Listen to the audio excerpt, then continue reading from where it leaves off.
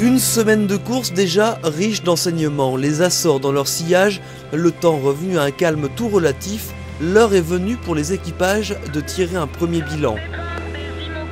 Petit rappel des faits, quelques heures après le départ, premier incident de course, le trimaran actuel se retourne au large de Cherbourg, les skippers s'en sortent avec une belle frayeur. Je sais pas si c'est un choc ou pas, mais ça a été hyper rapide, quoi. Je te dis 3 secondes, en 3 secondes on était sur le toit. Mais tu vois, il se passe rien, t'es tranquille. Et blanc, tout d'un coup, voilà.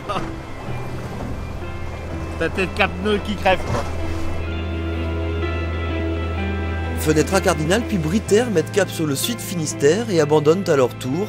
3 options se dessinent alors pour les concurrents toujours en lice, une route nord, médiane ou sud, mais quel que soit le chemin, ils entrent tous dans le vif du sujet. Face à eux se dessine une dépression. Après une parenthèse au portant, la sanction tombe. La mauvaise nouvelle, c'est que qu'on va prendre cher là pendant 2-3 jours. Ça va être copieux. Une mer démontée, des vents pouvant atteindre les 60 nœuds en rafale, un coup de balai sur l'Atlantique qui n'épargne personne. En tête, sur BT, Sébastien Josse et Jean-François Cuzon sont contraints de déclencher leur balise de détresse. L'équipage de BT a été récupéré et litreuillé par un Puma portugais. Le litreuillage s'est bien passé, j'imagine que les conditions étaient extrêmement difficiles et ma foi je suis vraiment content parce que je voyais mal comment une récupération par un bateau pouvait se faire dans des conditions de sécurité raisonnables, donc pas mal soulagé. Sauvé des eaux mais contraint à l'abandon, tout comme DCNS qui fait demi-tour pour un problème de quille. Dans leur malheur, Veolia se voit également contraint de faire une escale pour réparer aux Açores, mais peut reprendre la course.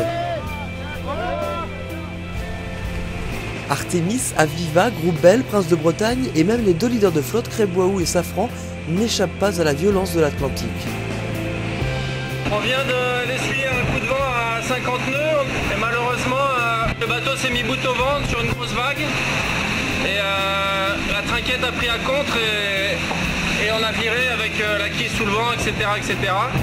Donc on s'est retrouvé couché sur l'eau, sur le mauvais bord avec donc quille sous le vent, matossage sous le vent.